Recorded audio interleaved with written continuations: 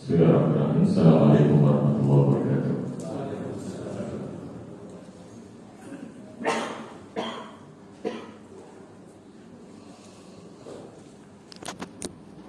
Alhamdulillah. Nahmaduhu wa nasta'inuhu wa nastaghfiruh. Wa na'udzu billahi min shururi anfusina wa sayyiati a'malina. May yahdihillahu fala mudilla lahu wa may yudlil fala hadiya lahu. Wa asyhadu an la ilaha illallah wahdahu la syarika lahu wa asyhadu anna Muhammadan 'abduhu wa rasuluh. Alladzi la nabiyya ba'da fa ibadallahi fi nafsi wa iyyakum bittaqwa faqad fazal muttaqun. Qala Allahu jalla wa ala fi kitabil aziz, ya ayyuhalladzina amanu taqullaha haqqa tuqatih wa la tamutunna illa wa antum muslimun. Ya Yuhannas taqu rabbakumul ladzi khalaqakum min nafsin wahidah wa khalaqa minha zawjaha wa batha minhuma rijalan katsiran wa nisaa'a wa taqullaha alladzi tasaaluna bihi wal arham innallaha kana 'alaikum raqiba. Ya ayyuhalladzina amanu taqullaha wa qulu qawlan sadida yuslih lakum a'malakum wa yaghfir lakum dhunubakum wa may yuti'illah wa rasulahu faqad faza fawzan 'azima. Ba'd fa nasqul hadithi kitabullah wa khul hadi Muhammadin sallallahu alaihi wa ala alihi wa sallam wa syarrul umuri muhdatsatuha wa kullu muhdatsatin bid'ah wa kullu bid'atin dhalalah wa kullu dhalalatin finnar. Jamaah sidang salat subuh, a'azzakumullah jami'an. Tanpa terasa hampir 20 hari Bapak Ibu ya, Ramadan kita tinggalkan bahkan lebih dari 20 hari. Tentunya kita semua berharap agar Allah menerima amal ibadah kita dan Allah jadikan kita di antara insan terbaik setelah Ramadan nantinya. Dan Allah Azza wa Jalla menerima amal saya, amal ibadah panjenengan semuanya, dan kelak Allah jadikan di antara bekal terbaik menghadap Allah Rabbul Alamin. Allahumma amin. Yang berikutnya pada hari ini kita tuntaskan bait tentang masalah haid, kurang satu hadis Bapak Ibu, betul? Hadis yang 127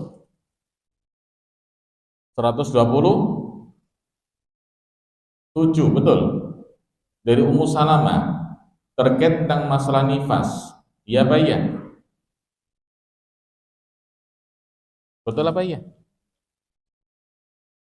Ya betul, ya iya.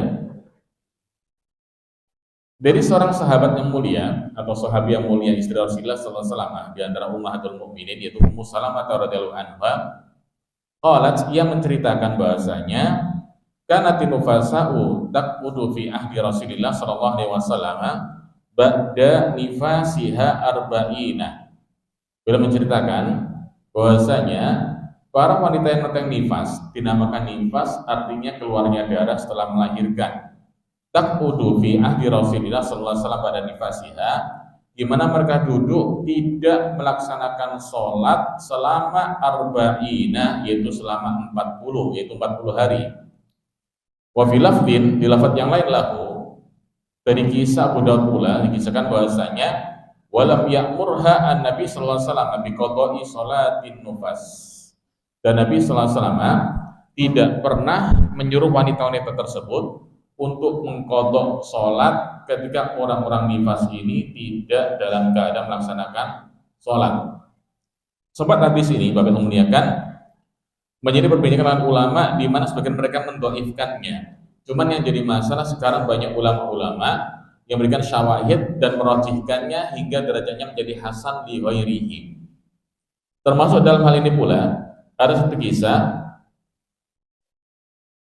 dari seorang sahabiah pula yang qalat, yang menceritakan bahasanya hajastu wa dakhaltu ala Ummi Salamah. Sempat aku haji dan aku masuk di ruangan Ummu Salamah. Fakultu, dan aku katakan, ya ummal mukminin, wahai ibunda orang-orang beriman, inna Samrata bin Jundab ya'mur nisa'a yaqdina sholatal mahid. Bahwasanya Jundub, Samra ibn Jundub ini memerintahkan istri-istrinya, yaitu para wanita-wanita, untuk mengqadha sholatnya bagi wanita-wanita haid termasuk wanita nifas. Wa qalat la yaqdina, hingga Ummu Salamah menyatakan untuk wanita-wanita haid tersebut ataupun nifas tidak perlu mengqadha sholatnya. Satu riwayat dari seorang sahabat menyatakan bahasanya, kunna, kami para wanita Nabi sallallahu alaihi wasallam tidak beliau perintahkan untuk mengqadha salat terkait masalah Ramadan. Walakinnahu amarna, tapi beliau sallallahu alaihi wasallam memerintahkan kami biqadha'is shaum, untuk mengqadha puasanya yang ditinggalkan ketika nifas maupun ketika haidnya. Dan beliau menyatakan, kanatil mar'atu min nisa'i Nabi sallallahu alaihi wasallam. Beliau menceritakan bahasanya para wanita, yaitu istri Nabi sallallahu alaihi wasallam, taqudu fi nufasi arba'ina lailah. Beliau menceritakan bahasanya untuk para istri Rasulullah sallallahu alaihi wasallam dalam keadaan nifas tersebut, mereka tidak sholat selama 40 hari atau 40 malam. Perhatikan hadis ini dari Ummu Salamah. Di antara komentar para ulama yang mendhaifkannya bahasanya perintah sholat tersebut diturunkan oleh Allah Subhanahu wa taala. Perintah masalah sholat ini pula Allah perintahkan setelah 3 tahun Khadijah wafat. Dalam artian di antara istri Rasulullah sallallahu alaihi wasallam yang punya anak langsung adalah Khadijah binti Khuwailid. Dalam artian ketika Rasulullah menikahi Ummu Salamah, menikahi Aisyah, menikahi Hafsah dan lain sebagainya, tidak pernah di antara istri tersebut punya yang namanya anak dari Nabi sallallahu alaihi wasallam kecuali Khadijah. Satu orang yang dihadiahkan ke beliau yaitu Maryam itu sempat punya bernama Ibrahim radhiyallahu anhu, tapi itu pun dikisahkan bahasanya tidak menyebutkan nama nisa, perempuan-perempuan, cuma satu wanita saja. Jadi tidak ada alasan mereka yang menyatakan bahwa hadis ini adalah lemah.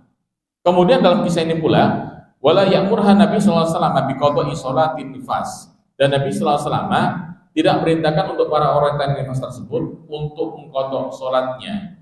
Pendapat yang kedua yang merujukan riwayat ini, mereka menyatakan bahasanya makna dari nisa'un Nabi sallallahu alaihi wasallam, makna dari wanita Nabi sallallahu alaihi wasallam ini adalah di antara selain istri-istri beliau adalah putri-putri beliau. Contoh namanya adalah Zainab binta Rasulullah sallallahu alaihi wasallam. Beliau punya anak. Fatimah Az-Zahra punya anak pula. Termasuk para pembantu beliau, termasuk kerabat beliau yang rata-rata punya anak, dan itulah nisa Nabi sallallahu alaihi wasallam. Ini di antara pendapat yang kedua yang merujukan riwayat ini pula. Ini di antara penutup dalam Kitabul Haid atau Kitab Thaharah ini yang sebelumnya telah kita bahas tuntas, dan insyaallah taala kita akan masuk di hari ini tentang bab baru dalam Kitabus Sholati, tentang kitab As-Sholat. Mungkin sebelum saya lanjutkan ada pertanyaan Bapak Ibu dalam masalah nifas. Dalam masalah nifas ada pertanyaan kira-kira? Jelas? Jelas? Saya masuk dalam Kitabus Sholati. Saya gunakan 2 syarah, baik itu Minhatul Alam maupun Tauhidul Hakam di sini. Dalam kitab ini dinyatakan bahasanya Kitabus Sholati lama faragha al-Hafidz rahimahullah taala min kitab Thaharati, dzakar Kitabus Sholat. Setelah Al-Hafidz Ibnu Hajar Al-Asqalani rahimahullah taala menuntaskan Kitab Thaharah, langsung beliau masuk dalam Kitabus Sholati, dalam kitab salat. Taqdimut Thaharati min babi taqdimis sholati. Dinama didahulukan bab tentang masalah thaharah sebelum masuk bab masalah salat. Karena apa? Li anna thaharata miftahuha. Mengingat bersuci ini adalah kunci masuk dalam bab masalah sholat. Kama fil hadis, sebagaimana dalam Nabi disebutkan bahasanya miftahus sholati at-tahur. Kunci sholat adalah dalam keadaan suci. Wa tahrimuha at-takbir. Kapan haram melakukan semua perkara selain sholat setelah seorang hamba mengucapkan kalimat takbir. Saya lagi, tahrimuha at-takbir. Kapan setiap hamba Allah haram melakukan aktivitas selain sholat ketika seorang hamba mengawali dengan kalimat Allahu Akbar. Beliau menyatakan pula wa tahliluha taslim. Kapan halal aktivitas selain itu pula, selain sholat setelah mengucapkan salam. Wa sholatu fil lughati, sholat dalam lughah, dalam istilah bahasa, ai ad-du'a bil khair.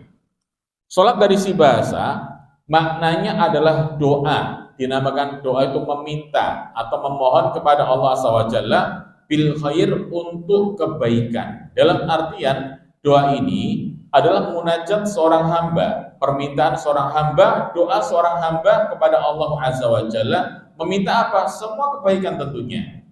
Kama qala Allah Azza wa Jalla, sebagaimana firman Allah Azza wa Jalla dalam masalah hadis zakat atau dalam masalah ayat zakat dalam surat yang ke-9.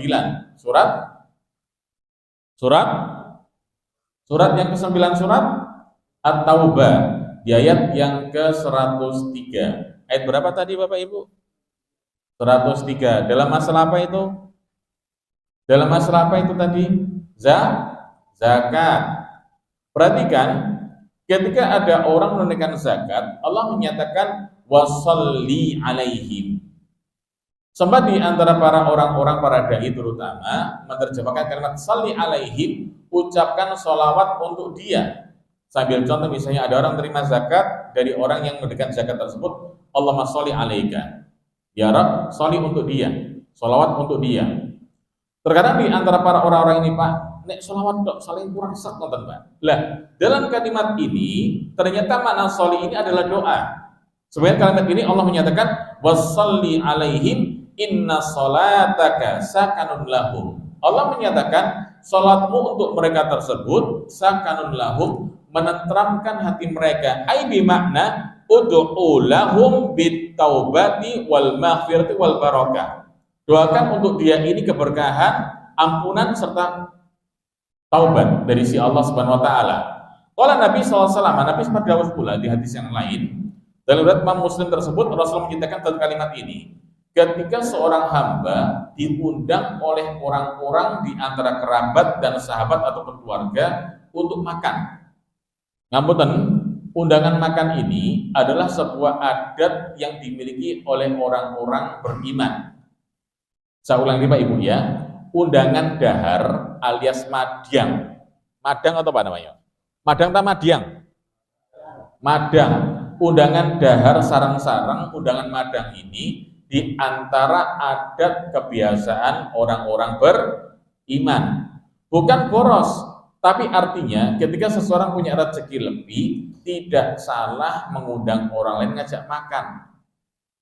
Dalam poin ini Rasul mengisahkan ketika ada orang mengajak makan, di sisi kita posisi siap. Beliau menyatakan, idza du'iya ahadukum falyujib. Ketika panjenengan semuanya diundang dahar sarang-sarang, diundang madang sarang-sarang, falyujib, hendaknya kalian penuhi, datang saja.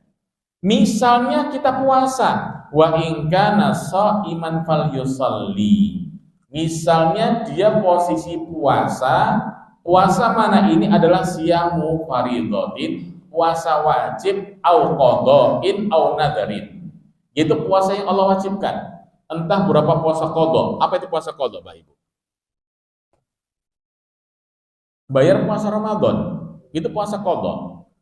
Misal dengan bayar qadha tersebut posisi bulan Syawal kah atau Dzulqa'dah kah, misal diundang makan sama orang, maka haram untuk membatalkan. Understand? Perhatikan, untuk puasa wajib yang kita tunaikan gak cuma terkait masalah bulan Ramadan mawon. Ketika seorang hamba menunaikan puasa qadha usia Ramadan di bulan selain Ramadan, mungkin waktu Ramadan dia safar atau sakit hingga tidak puasa, tiba di bulan puasa Syawal kah, Dzulqa'dah kah, Dzulhijjah kah. Misal pas puasa kantor ada acara madang, keburi sak lengser gede. Ini kebuli kono briyani, kono mandi, kono durung adus mari ngono. Segone siap kabeh. Ini daging onta, daging sapi, kambing, ayam, jarang bisa begitu. Menyenangkan dagingnya, dibatalno wajib. Gak melok mangan eman. Melok mangan dosa. Kan gitu istilahnya. Terkadang ada pendapat yang menyatakan, kan kodok kan batal gak apa-apa loh. Ngapunten, untuk puasa fardhu yang kita walaupun itu kodok tetap haram untuk membatalkan. Hukumnya sama Ramadan. Termasuk puasa nadar, misalnya ngeten, Pak. Ini ngapunten nggih. Ada seorang ibunda kehilangan suaminya, kehilangan suami. Dan ada seorang bapak ingin nambah istri.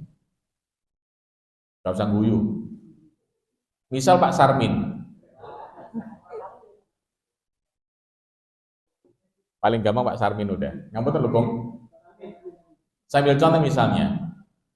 Ada Bu Aisyah yang suaminya wafat 10 tahun yang lalu. 10 tahun menjanda, mandiri, walhamdulillah, subhanallah, kemudian punya keinginan hati untuk melanjutkan kehidupan bersama suami baru. Pak Sarmin pun sama. Dia punya istri, beliau ini punya istri, setia, solihah, Bu Sarminnya. Sayang sama Pak Sarmin. Tapi belum Pak Sarmin, kepingin nambah bojo, guys, diempet bisa. Sama-sama punya nadar. Bu Aisyah punya nadar, nih aku di bojo anyar, aku bakal poso 2 dino.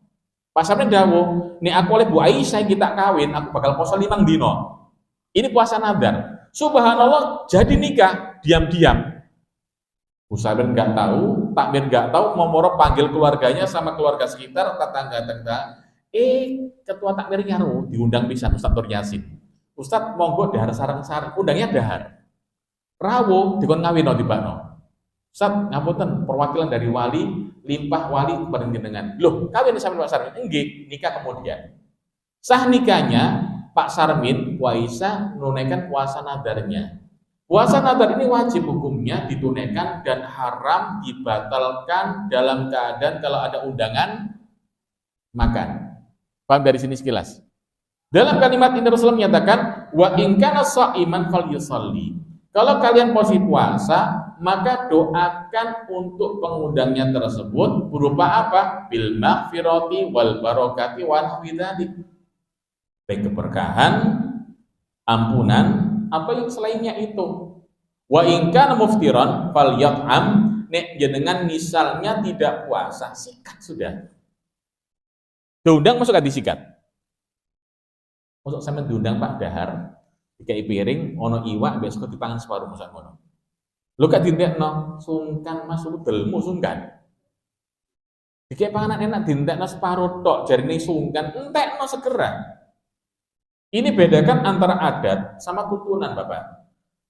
Terkadang orang Jawa zaman dahulu kala, kalau mertamu itu, Pak, di suku itu seringkali anaknya disiwiti, ojo akeh-akeh nek mangan, sungkan, kan gitu istilahnya. Betul apa ya? Tahu dijiwit sampean? Aku sering dijiwit niku mbek makku. Dijiti, gak usah akeh-akeh, sungkan gitu. Begitu tahu ilmunya, ditantekno. Lho kok dintekno? Ya disuki dintekno. Dinamakan di hadapan kita makan sama-sama, dintekno bareng-bareng. Habiskan aja sudah. Gak usah sungkan, bismillah. Tamu itu ngapunten Pak, tuan rumah menghadirkan makanan untuk menyenangkan para tamu tentunya. Gak mungkin tuan rumah menyediakan hadiah makanan, muga-muga ono sisa. Gak ada itu, Pak. Muga-muga ono sisa ben kumanan aku ya makan bareng-bareng lah gitu. Dalam hadis ini kalimat salat jelas. Shalla yusalli. Beliau menyatakan fal yusalli, hendaknya kalian doakan. Dari sinilah para ulama menyatakan secara bahasa, salat artinya adalah doa kebaikan untuk kita kepada Allah Subhanahu wa taala. Wa fi syar'i, secara istilahi, arti salat itu adalah ibadatun dzata aqwalin. Sebuah nilai ibadah atau sebuah perilaku ibadah yang dalam ibadah tersebut ada banyak ucapan perkataan-perkataan pula. Perkataan ini adalah perkataan-perkataan yang diucapkan dalam lingkup sholat. Saya ulang lagi. Dalam istilah syar'i, penulis menyatakan dinamakan sholat adalah ibadatun dzata aqwalin. Sebuah ibadah yang dalam ibadah ada ucapan-ucapan, ungkapan-ungkapan. Ucapan-ucapan ini, perkataan-perkataan ini ada perkataan-perkataan yang dalam lingkup sholat semata. Sempat ada kisah, dalam satu riwayat ada kisah, seorang sahabat sholat berjamaah bersama Rasulullah SAW, koncone wahing gitu. Alhamdulillah, dijawab, yarhamukallah. Pernah mendengar kisah ini Bapak Ibu?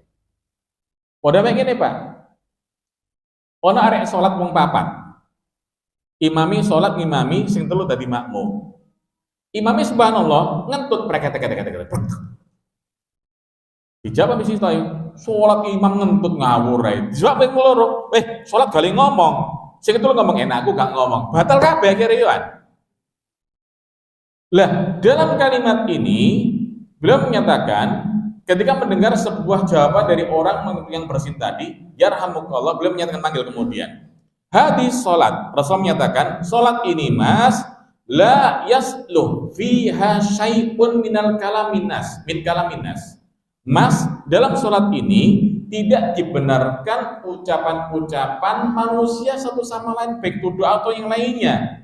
Innama fiha, dalam salat ini itu dalamnya adalah tasbih, tahmid, wa takbir, wa qiraatul Quran. Dalam salat ini Mas, di sana banyak pujian. Tasbih menunjukkan nama Allah Subhanahu wa taala, wa takbir menunjukkan nama Allah Subhanahu wa taala, dan juga qiraatul Quran, bacaan Al-Qur'an. Selain itu hukumnya dilarang. Paham sekilas? Contoh misal Pak. Ini spontanitas, ngeten misalnya. Enak-enak sholat, ketal bawaan helm. Bersa helm ya. Kita sholat di rumah, sholat sunnah. Helm delenan dokore, duduk di depan. Apa nek ngarani Pak? Rak. Sampai di coaching nggak sih nang omah? Nek sampai di coaching, biasanya coaching itu usil. Jok dicakari, sofa disuwei, kasur dimompoli, kan gitu kan usil dia. Terkadang coaching ini Pak penean ndokur, enak-enak sholat penean. Subhanallah, helm talbok ketiban dasamen klotak kan, muni aduh, gitu. Batal nggak sholat kira-kira? Batal, spontanitas tapi batal. Ini contoh kecil gambaran tentang masalah hukum sholat. Yang kedua beliau menyatakan data aqwalin wa af'alin. Perbuatan sholat ini ada ucapan-ucapan, ungkapan-ungkapan pula.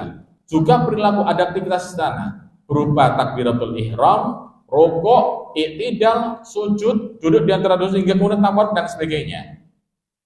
Maklumatin, di mana ucapan tersebut, perbuatan tersebut maklumah dikenal dalam artian teringkas dalam sebuah aktivitas sholat di sana.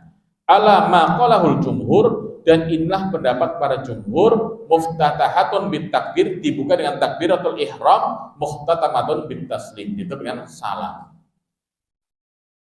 Sebelum saya lanjut ada pertanyaan kira-kira? Sebelum saya lanjut ada pertanyaan boten. Kemudian Bapak muliakan, dalam satu riwayat dalam Sahih Al-Bukhari, dalam Sahih Muslim pula, sempat ibunda kita Aisyah radhiyallahu anha menceritakan bahwasanya kana sallallahu alaihi wasallam yusalliha rakaataini. Pertama kali Allah wajibkan kewajiban sholat ini, dan sholat ini Pak muliakan punya istimewa luar biasa. Kenapa dinamakan istimewa? Sholat ini diantara syariat yang Allah turunkan langsung duna wasitotin, tanpa ada perantara sama sekali. Setiap nabi Allah berikan syariat ada perantara, kecuali nabi-nabi khusus seperti Musa alaihissalam di Tur Sina, Rasulullah SAW dalam kisah Mi'rajnya beliau SAW. Sholat ini di dalam syariat Islam yang Allah Azza wa Jalla turunkan dan tetapkan tanpa masuk Jibril alaihissalam, langsung di langit ke-7 beliau alaihissalam. Dalam kisah ini pula Aisyah menceritakan awal mula disyariatkan sholat sebagai sebuah kewajiban, jumlah rakaatnya kan 5 rakaat. Awal mulanya oleh Allah Azza wa Jalla, atau 5 kali sholat, awal mulanya 5 sholat ini jumlah tiap rakaatnya bukan saat ini kita kenal 2, 4, 4, 3, 4. Tidak. Aisyah menyatakan bahasanya awal mula Allah wajibkan sholat tersebut yusolliha Nabi sallallahu alaihi wasallam rakaataini. Nabi cuma sholat di kota Makkahul Mukarramah 2 rakaat illal maghribu fa 3 rakaatin. Kecuali maghrib cuma 3 rakaat. Dalam artian apa? Duhur, asar, subuh, isya semuanya 2 rakaat, kecuali maghrib 3 rakaat. Ilal fajr fabaqiyat rakaataini. Kecuali fajar cuma sisa 2 rakaat saja. Falamma hajara ila Madinati, setelah hijrah ke kota Madinah, baqiyat rakaatani lil musafir, Allah tetapkan 2 rakaat tersebut untuk zuhur, asar, isya khusus untuk kalangan para musafirin. Wa zidati sholatul muqim ila 4 rakaat, tapi untuk para mukimin untuk zuhur, asar serta isya ditetapkan sejumlah 4 rakaat. Fajar tetap 2 rakaat, itu saja. Dalam Sahihaini dari kisah Aisyah radhiyallahu anha. Yang jadi pertanyaan sekarang terkait tentang masalah pendapat para ulama wa tarikuha tahawunan wa kaslan ikhtalafal ulama fi kufrihi. Yang jadi masalah sekarang untuk kalangan umat muslim atau umat kalangan kaum muslimin yang misalnya mereka meninggalkan sholat baik itu amdan itu istilahnya dengan kalimat sengaja, atau kaslan pun sama Pak, sebetulnya kaslan itu istilahnya itu sengaja, cuma yang ini kemalas. Orang malas sholat itu sengaja buatan kira-kira sengaja. Ada lagi yang namanya amdan wa juhudan, selain dia sengaja, ngengkel lagi. Apa ngengkel dalam bahasa Indonesia itu, Pak? Ngengkel itu loh. Pengku bahasa Jawa. Ngengkel bahasa Jawa. Ngengkel bahasa Jawa. Bahasa Jawa ya, kan paham kan? Ada orang-orang tertentu yang menolak syariat sholat ini dengan cara membantah dan ngengkel dengan sangat, dengan menyatakan lapo sholat padane wong ngarep bae, bisa gitu. Kalau orang semacam ini diyakini ucapannya yang ia lontarkan, maka para ulama semuanya sepakat orang ini kufur. Dari ucapannya keluar dari agama Islam walaupun KTP-nya tulisannya Islam. Ada pula orang-orang tertentu ini Pak, ngapunten, saat mereka sholat, mereka nggak mau, karena apa? Sungkan. Sambil contoh Pak, omeng ngarep. Salat masjid yuk. Sungkan Pak, lah kok kata ketok nang masjid masuk sholat nang masjid tuh. Nang omah gak sholat. Yo gak, terus nang masjid omahmu lo ngarepe masjid. Ya tapi sungkan. Ono enggak wong semacam ini kira-kira? Ada. Ini istilah dia tuh tahu kalau itu dosa. Cuma dia malas gara-gara sungkan. Ingat Pak, kalau kita punya teman semacam ini, ajak pelan-pelan. Ngajak piye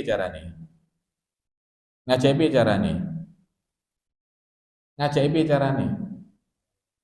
Madang Pak. Di sini Pak bisa contoh, tangga kita ada yang nggak sholat gitu Pak. Ada kan acara makan bersama. Mas undangan, apa? Makan siang. Diawali sholat zuhur berjamaah. Duduk, diundang, dijemput. Pak, ayo, udah loh, durung wae mangan. Sholat dhisik, ajak sholat. Sholat habis sholat makan. Dan tolong kalau makan, sudah makan, gak usah digosloki. Nek gak mangan, gak sholat. Usah ngojo. Ya sungkan deh. Sama seperti Pak Ramadan itu Pak. Ramadan kan kadang-kadang orang-orang gak pernah sholat, makin muncul di masjid kemudian. Ojo digosloki ngene. Nek Ramadan, sholat gak Ramadan, hilang. Bandingin ojo, biarkan. Dirangkul terus kalau bisa. Terangkul. Ada di antara mereka seperti itu tadi, maka para ulama menyatakan bahasanya di antara mereka menyatakan tetap mengkafirkan. Argumennya di antara ayat Al-Qur'an dalam surat yang ke-9 pula, dalam surat At-Taubah. Tadi masalah zakat surat At-Taubah ayat berapa tadi? 103. Untuk dalil kalangan umat Islam, ulama-ulama yang menetapkan orang enggak sholat, orang enggak zakat kafir, di antara dalil mereka adalah surat At-Taubah ayat yang ke-5, saat Allah menyatakan fa idzan salakhal ashhurul hurum, ketika kalian telah habis ujian-ujian di bulan-bulan haram tersebut, faqtul musyrikina haitsu wajadtumuhum, tolong perangi orang-orang musyrik.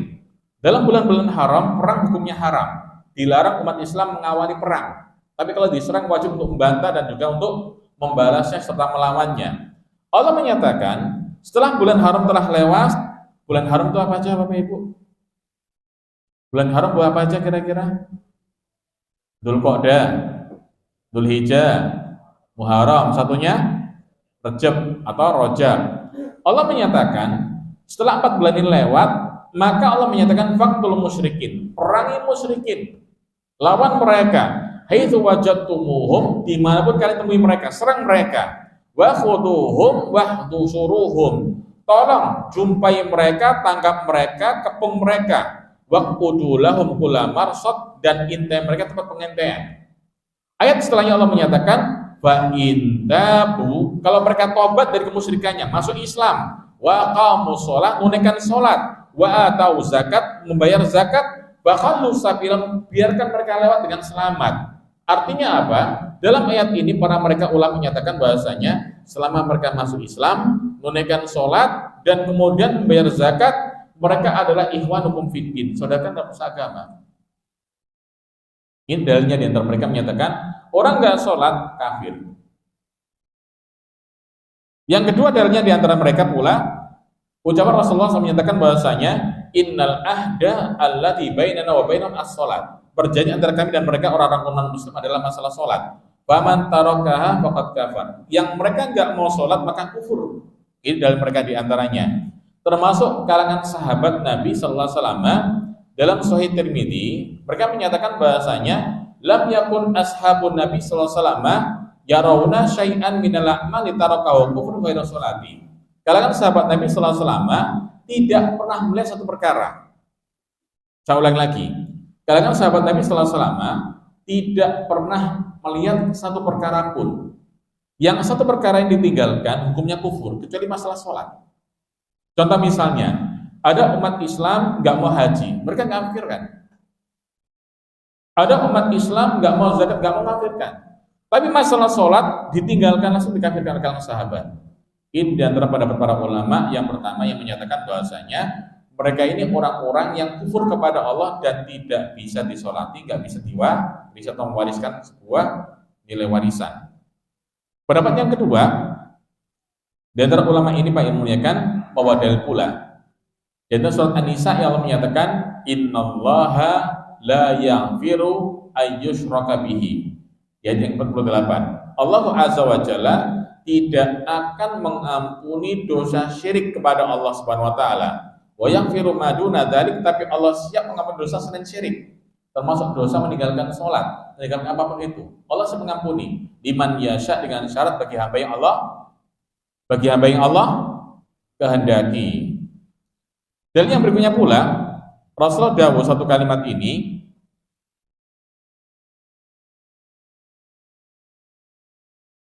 beliau menyatakan, khamsu shalawatin katabahunallahu azza wa jalla alal ibad. 5 waktu salat yang Allah wajibkan untuk para hamba-hambanya. Man atabihinna lam yudayyi' minhunna syai'an istighfafan bihaqqihinna. Barang siapa di antara kalian yang menunaikan 5 sholat ini dengan hak-hak yang ia penuhi kesemuanya tanpa diremehkan sama sekali, kana lahu indallahi ahdun, di mana hamba tersebut Allah berikan janji. Apa janji dari Allah Subhanahu wa taala?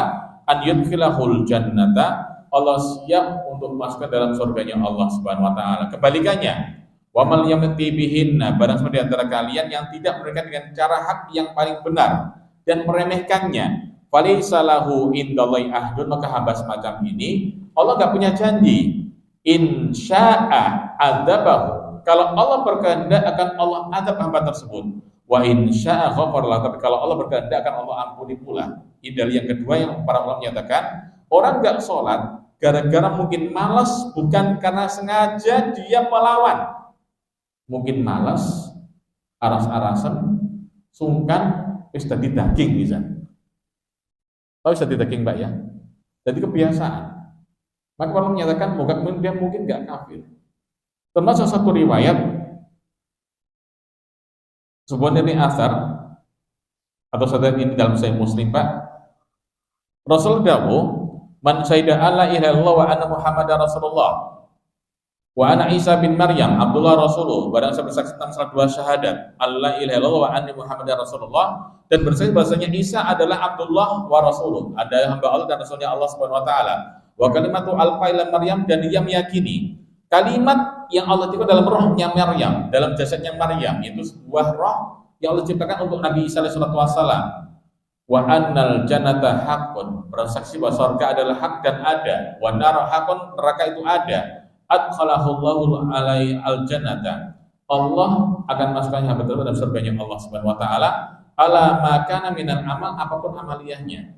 Dan yang berikutnya, saudara lain yang berikutnya Pak muliakan, ada satu kisah di sini, sebuah asar dari sahabat Hudzaifah bin Yaman radhiyallahu anhu, yang ia menceritakan bahasanya yadrusul Islamu kama yadrusu wasyul thawbi. Beliau menyatakan bahasanya yadrusul Islam kama yadrusu wasyul thawbi. Islam akan terurai. Yadrus terurai itu ngeten Pak istilahnya. Pirsa-pirsani kloso yang dari plastik itu Pak, atau dari yang namanya anyaman itu. Merotol gal sini itu namanya yadrus, terurai satu persatu. Kayak pakaian yang ada manik-maniknya. Pirsa manik-manik nggih. Sampai nonton aneka karya Taman Safari. Zaman biyen lho, Pak. Nek wong keren kan kelambine murup biasa, kayak model gaban ngono Pak, ono lampune kan gitu istilahnya. Ditempel dia iku protoli istilah gitu. Kayak manik-manik. Zaman biyen nek saiki enggak ono ngono kuwi. Jadi nek waju murahan. Dulu tuh waju mahal itu, Pak. Beliau menyatakan Islam terurai kayak manik-manik yang terurai itu. Hatta la yudra masyam, hingga suatu ketika nanti ada sebuah zaman orang enggak kenal apa itu siam. Wala salat apa itu salat, wala nusuk apa itu haji pula, wala sedekah termasuk masalah zakat. Wal yusra ala kitabillahi azza wa jalla fi lailatin, dan kelak akan Allah angkat kitab Allah azza wa jalla dalam satu malam. Dalam satu malam Allah angkat kitab Allah azza wa jalla, wala yabqa fil ardi minhu ayatun, enggak tersisa satu ayat pun. Satu ayat tanpa sisa sama sekali. Wa yabqa tawaifu minan nasi asy-syaikhul kabir wal ajuz. Nanti suatu ketika nantinya setelah Allah angkat ayat-ayat Allah Subhanahu wa taala tersisa, hingga muncul tersisa orang-orang tua, renta, tuwek. Ya tuwek renta kan gitu istilahnya. Di mana mereka ini yaqulun, mereka menyatakan adrakna aba'ana ala hadil kalimat. Kami sempat jumpai bapak nenek kami, ibu bapak kami sebelumnya dengan satu kalimat ini. Yang dahulu siapa tadi, Pak? Yang ngomong ini siapa? Wong tuwek-tuwek. Jadi para sesepuh tadi bilang gini, adrakna aba'ana ala hadil kalimat. Dulu bapak nenek moyang kami dawuh kalimat ini, la ilaha illallah, la ilaha illallah, la ilaha illallah. Wa nahnu naquluha, dan kami orang-orang tua pun dawuh kayak itu pula, la ilaha illallah, la ilaha illallah. Hingga kemudian satu orang rawi bernama Silah ibn Zufar, seorang ulama tabi'in atau peserta, menyatakan kepada Hudzaifah bin Yaman, matuni anhum la ilaha illallah wa hum la yadruna ma salatun wala siyamun wala nusukun wala shadaqah. Ya Abu Hudzaifah, enggak ada manfaat la ilaha illallah. Mereka enggak tahu itu istilahnya salat, enggak tahu apa itu zakat, enggak tahu apa itu siyam, enggak tahu itu haji. Diulang 3 kali, Hudzaifah melengos. Melengos apa dalam bahasa Indonesia itu, Pak? Bukan noleh, melengos apa? Gak ngereken bahasa Jawa. Melengos sudah melengos. Farada an Hudzaifah melengos. Tsumma raddaha alaihi salasan. Hingga kemudian karena belum melengos terus, jengkel kan, ya Hudzaifah enggak pantas ini orang ini. Kalimat ini enggak ada sisanya, enggak ada manfaatnya. Salat enggak salat, puasa enggak puasa, zakat enggak puasa, haji pun enggak mau, juga enggak tahu pula, enggak ada manfaatnya. Belum nyata jawab ini. Udah menyatakan satu kalimat ini, kullu dzalika yufradu anhu Hudzaifah. Hudzaifah membantah satu kalimat ini. Tsumma aqbala alih, menghadap laki-laki tadi menyatakan satu kalimat ini. Ya Silah ibn Zufar. Tunjihu minan nar. Walaupun kau kira enggak manfaat, tunjihu minan nar, kalimat ini menyelamatkan mereka dari api neraka jahanam. Kalimat la ilaha illallah yang mereka yakini di situ. Dan masih banyak lagi, Pak. Berbanding dari ulama-ulama, 2 pendapat besar. Pendapat pertama menyatakan kufur mutlak, yang menyatakan ada nador, lihat dari yang lain sebabnya dulu. Kalau masih diyakini itu adalah dosa, maka orang semacam ini tetap dianggap sebagai orang muslimin. Sehingga sekali dari Syekhul Islam dia menyatakan, inna katsir minan nasi la yakunu muhafizina ala shalawatil khams. Banyak di antara manusia kalangan kaum muslimin tidak menjaga masalah kewajiban sholat yang 5. walahum tarikiha bil jumlati, tidak ditinggalkan semuanya. Ada di antara mereka nggak meninggalkan sholat semuanya. Dalam artian apa? Bal yusalluna ahyana wa yad'aunaha ahyana. Terkadang sholat newayai tobat, terkadang kumat newayai edan, kan gitu istilahnya. Ketika sholat apa? Saat posisi vibes-nya itu pas enak. Tahu vibes, Pak? Vibes. What is vibes? Mahia vibes. Apa itu vibes? Aura. Masyarakatnya, komunitasnya. Pas posisi tobat ikut sholat. Nek pas edan melok kumat. Ada orang semacam ini. Hingga beliau menyatakan bahwasanya bahwa oleh fihim iman wa nifaq. Orang semacam ini ada nilai iman, ada nilai kemunafikan. Iman di saat Allah kasih hidayah, munafik di antara sahabat-sahabatnya posisi kumat dan edan semuanya. Maka beliau menyatakan pula orang semacam ini tetap hukum-hukum berjalan di sana, dapat dosa, tidak dikafirkan, tetap dapat warisan, tepat pula dia mewarisi pula. Ini di antara pendapat yang diambil oleh beliau rahimahullahu ta'ala. Saya masuk dalam poin hadis yang pertama. Babul mawaqit, tentang bab masalah mawaqit. Betul Bapak Ibu? Tulisannya bab mawaqit, betul. Dinamakan mawaqit jam'u miqat, jamak dari miqat. Bapak Ibu pernah mendengar miqatuz zamani wa miqatul makani? Pernah mendengar istilah miqat? Sambil contoh, semoga Allah izinkan semuanya, Allah perkenankan semuanya haji di tanah suci mahram sana. Misal contoh seluruh jamaah thayyibah hari ini Allah perkenankan haji sama-sama di waktu yang sama. Nanti sebelum kita haji, Pak, sama pembimbing diaturakan, Bapak Ibu, kapan kita mulai nusuk kalimat manasik, labbaik Allahumma umratan atau labbaik Allahumma hajjan, Allahumma amin. Misal contoh, pembimbing menyatakan, Bapak, kita mengawali pakai yang namanya kain ihram untuk ibunda bebas. Untuk para ibu jangan pakai pakaian kayak bapak-bapak. Posisi ibadah umrah ataupun haji yang pakai kain ihram cuma bapak-bapak. Ibunda bagaimana? Bebas. Intinya sopan, tertutup rapat, tidak menampakkan yang namanya aurat sama sekali. Nanti kalau di sana, Pak, orang tuh macam-macam. Ono wong India, Bangladesh, Pakistan, ono sih kita udele barang ngono iku. Lho kok salat ngene iki keyakinan dia ya pemenit dan diomongin ya gak isi diomongin ngono iku. Kemen atur Bu, haram Bu, enggak boleh Bu pakai tutup, enggak nyambung demi Allah. Wong sampean nggih basa Jawa kon nggih basa India enggak nyambung kan gitu istilahnya. Pakai bahasa Inggris misalnya gitu, nyakire nyambung, tetap enggak mempan. Gambarannya ngeten lho Bapak Ibu, ngapunten. Jenengan nanti mirsani yang remen kali ses. Remen ngeses. Perso ses nggih. Orang kalau ngeses diaturi, Mas mubadir Mas, nerimo enggak kira-kira? Mendal. Duit-duitku dhewe Mas, sing nyambut gawe aku ganjil emakmu ora men repot. Itu di antara gambaran orang, dinasihati angel. Ya kayak tadi Pak, soal nggak kerudung ambil udulan ngene iku. Dia diomongin kayak iso, ya pemene wisan wis ngomori wonge. Lah, untuk masalah ini ketika orang akan yang namanya posisi ibadah haji atau umroh, itu ada miqatul zaman, juga ada miqatul makan. Untuk umroh, waktu untuk umroh tersebut tidak ada batasan sama sekali. Entah bulan Muharram kah, Dzulqa'dah, Dzulhijjah, Syawal, Dzulrabiul Awwal, sampai selamanya itu. Enggak ada batasan sama sekali. Untuk haji, ada miqat khusus untuk masalah zaman. Kapan tuh miqatnya? Di bulan Dzulhijjah. Kapan nusuknya mulai? Ketika posisi yang tarwiyah. Tanggal 8 Dzulhijjah. Itu nusuk untuk masalah zaman.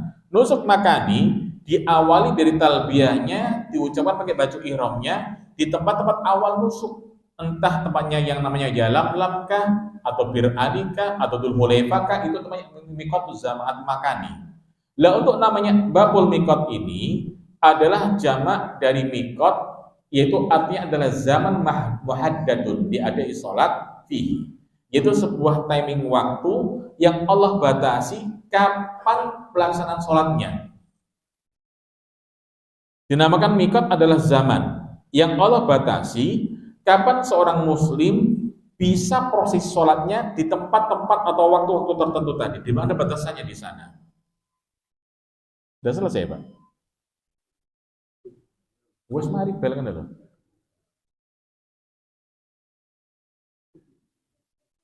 Wal awqatul khamsah, waktunya 5. 5 adalah jasma bagi orang tidak menjamak sholatnya. Likul sholatin waktun khasun, setiap sholat ada waktu khusus. Wa salasatun liman jasma, dan 3 waktu bagi orang menjamak sholatnya. Dalam artian subuh, duhur, asar, maghrib, dan isya. Kemudian beliau menyatakan pula, waktu-waktu sholat ini semuanya dijamin oleh Allah Subhanahu wa taala dalam satu ayat Al-Quran surat An-Nisa di ayat yang ke-103. Tadi surat At-Taubah ayat 103, masalah zakat. Ini pun sama, masalah waktu sholat surat An-Nisa ayat 130. Allah menyatakan inna sholata kanat al mu'minina kitaban mawquta. Allah menyatakan sholat ini sungguhnya, kata Allah Subhanahu wa taala, kanat al mu'minina kitaban, untuk orang beriman kitaban, Allah wajibkan mawqutan, waktu-waktu yang timing khusus. Subuh ada waktunya sendiri, duhur pun sama, asar pun sama, maghrib pun sama. Jadi tidak bisa kita salat subuh di waktu salat isya. Salat isya waktu duhur nggak bisa, kecuali kalau posisi telat atau lupa atau posisi nggak sadar digeser waktu isya, itu beda lagi kisahnya. Tapi selama dia sadar, maka haram hukumnya sholat di satu sholat tertentu di waktu yang lainnya, haram hukumnya. Sama soal hadis yang pertama.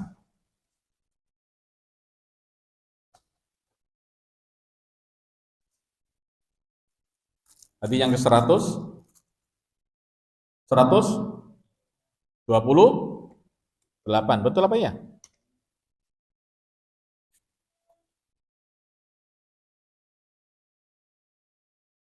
An Abdullah bin Amr radhiyallahu anhuma. Dari Abdullah bin Amr radhiyallahu anhuma. Bedakan antara tulisan Umar dan Amrin. Untuk yang namanya Amr ini, ciri khasnya adalah ada tambahan waw setelah huruf ra-nya. Ada huruf waw-nya di sana. Ada huruf waw-nya di sana setelah huruf ra-nya itu. Nama Amrin itu loh, Pak.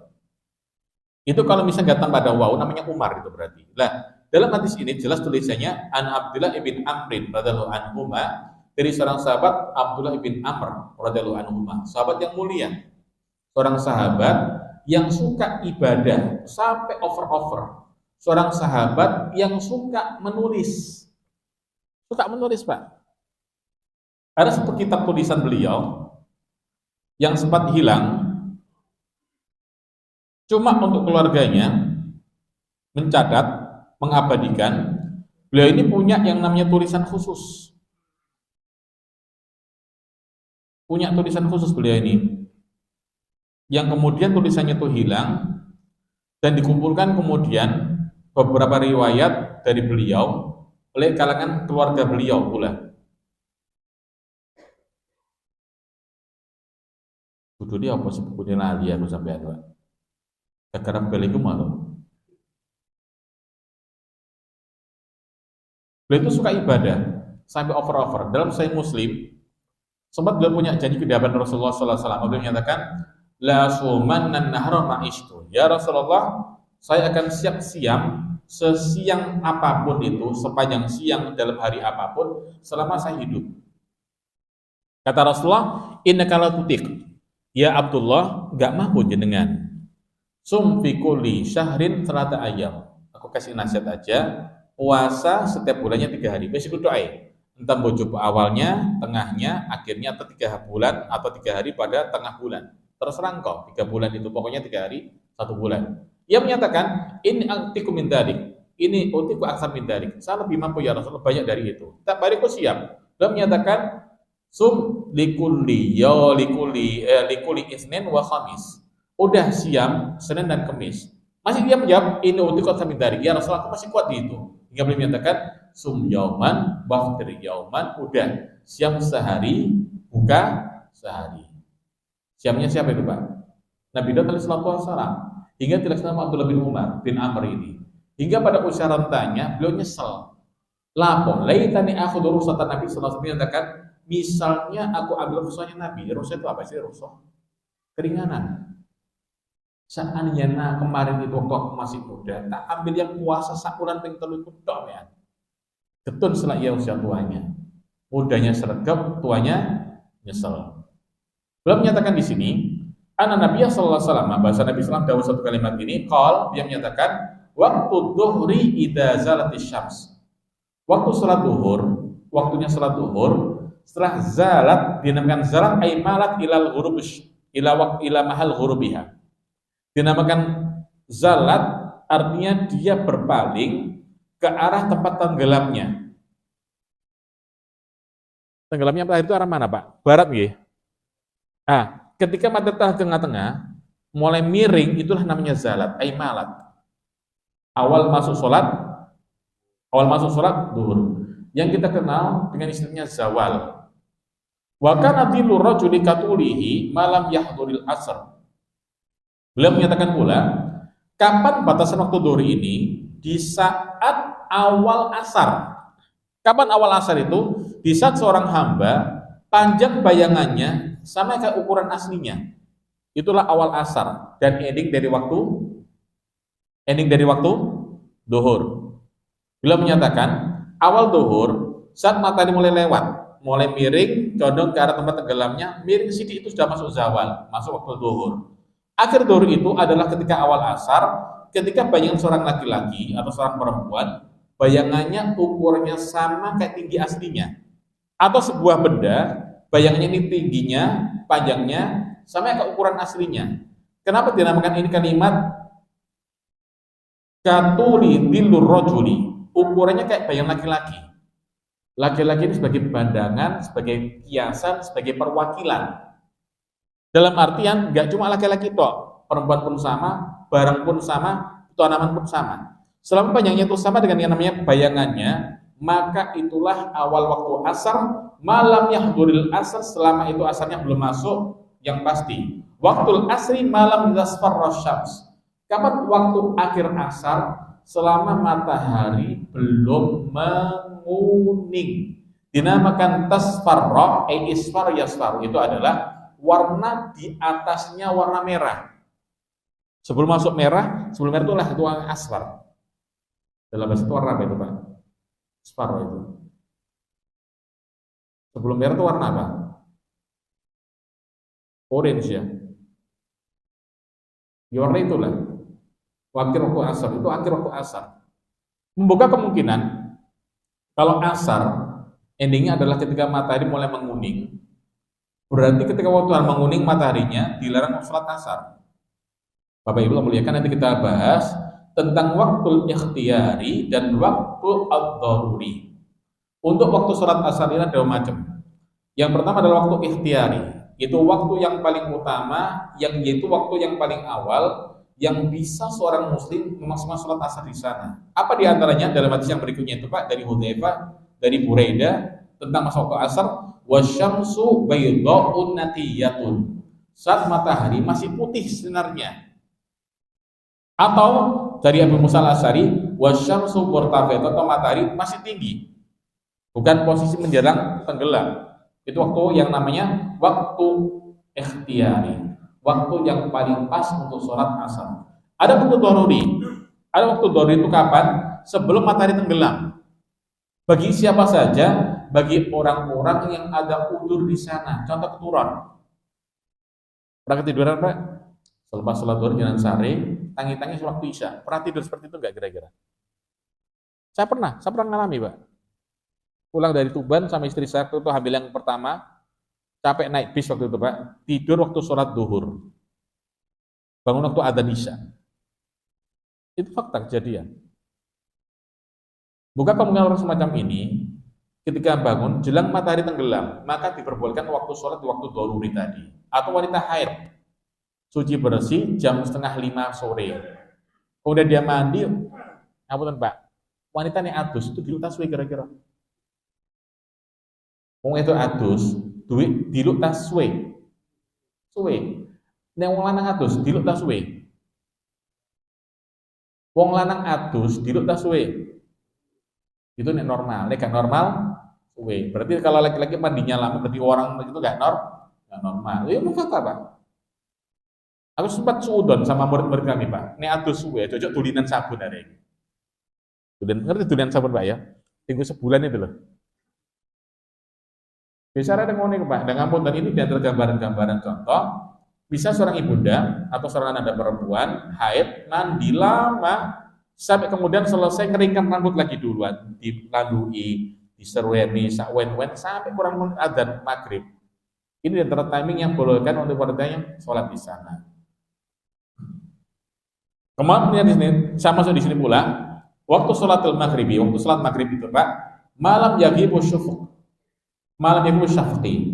Sebelumnya syafaq itu hilang. Syafaq ini istilahnya Pak, warna merah-merahan. Matahari kalau udah tenggelam, itu kan warna merah. Warna merah hilang, itu masuk sholat isya. Dalam artian waktu maghrib pendek, nggak sampai 1,5 jam. Sehingga banyak di kalangan orang-orang muslim, Indonesia Timur terutama, Indonesia Timur Pak, jadi kawasan Irian Jaya, Papua, Maluku sana itu Pak. Itu kalau antara adzan sama iqomatnya maghrib tanpa ada selah sama sekali. Jadi muadzinnya adzan Pak ya, la ilaha illallah, baca doa kan, Allahumma rabb hadza, langsung Allahu akbar langsung qomat gitu. Indonesia ada orang-orang semacam ini Mas ya. Di Surabaya masih ada beberapa tempat di miliknya Masjid Muhammadiyah biasa seperti itu. Tanpa ada selah antara adzan dan iqamat biasa untuk masalah maghrib. Karena apa? Mereka meyakini maghrib satu waktu aja. Waktu adzan, qomat, sholat, zikir, sholat sunnah, tuntas. Setelah itu udah gak ada sholat maghrib lagi udah. Ini pada mereka diantaranya dan itu kita hormati. Beliau menyatakan di sini sallallahu alaihi wasallam, ending waktu sholat maghrib setelah warna merah itu hilang dari cahaya langit. Waktu sholatul isya ila nisfil lail awsat. Waktu sholat isya enggak sampai jelang subuh, tapi sampai pertengahan malam.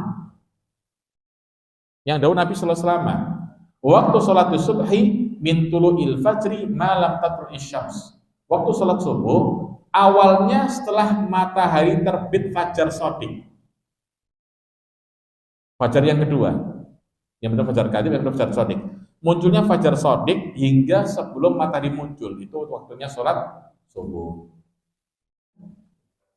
Barakallahu fikum, yang benar dari Allah Subhanahu wa taala telah menafkan aku qouli hada, subhanakallahumma wa bihamdika asyhadu an la ilaha illa anta astaghfiruka wa atubu ilaik. Wassalamualaikum warahmatullahi wabarakatuh.